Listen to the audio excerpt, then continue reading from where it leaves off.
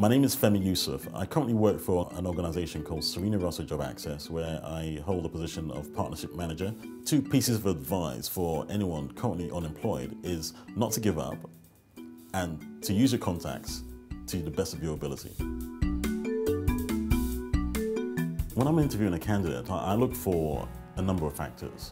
I'm looking for presentation, I'm looking for composure, I'm looking for desire, I'm looking for interest, I'm looking for a willingness to actually do the job, an understanding of the job as well. You've done your research on the internet, you've looked at the websites, you've done some overview of the company brochure, or any kind of information that's going to give you some bit of edge over your competitor, because obviously you're in the market, obviously not just competing for this job by yourself. I mean, in today's market, you're competing often against 20 other people. So therefore, you've got to show that you've done your research. When you're going for a job interview, it's not about you necessarily. That time will come when you can put the focus or the limelight on yourself. It's very much about what you can offer. A candidate should always ask questions that are pertinent to the job. Pertinent as in terms of relevant to the role they're going to be doing, focused on the employer. Who am I going to be reporting to? Perhaps maybe why this vacancy has become available. You want to know, what are the future prospects of moving on, or what are the opportunities in this role? Are there any training opportunities? I need to know that you've got interest in my business. I need to know that you can solve my problem. I need to know that you can bring along a number of skills and experience to the table. People are generally moved by two kinds of emotions. We're moved by the avoidance of pain and the desire for pleasure. When I see a letter, it might even be 2 or 3 pages long, I mean, I look at that as pain.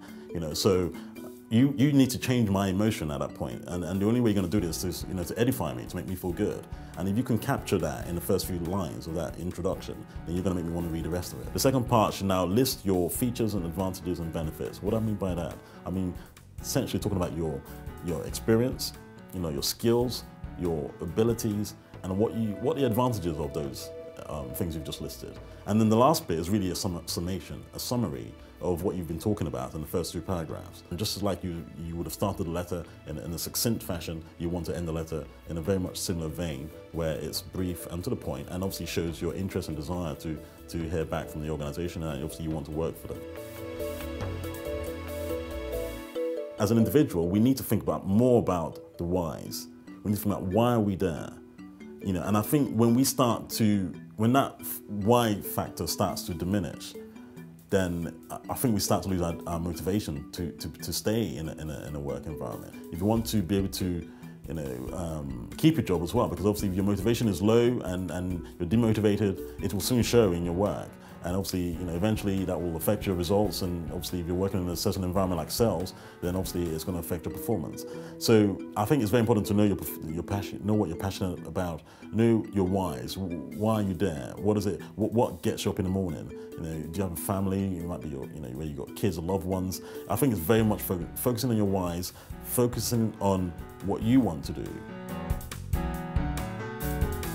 Every employee today should look at investing time and their own money into studying outside of work, regardless of whether their employer is actually paying for it or not.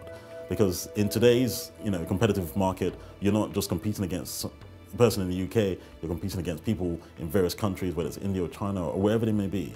The way you stay ahead of your competition is to learn from other people's experience, or to learn from personal experience. Well, I would say the quickest and easiest route is to learn from other people's experience. There are a lot of organizations who set up online educational tools that help people to actually gain skills and gain knowledge in record time. And it's the 21st century. It's a tool which we can all access in terms of the internet. We all use it for buying products and for Facebook or personal use and so on. So why not use it for learning?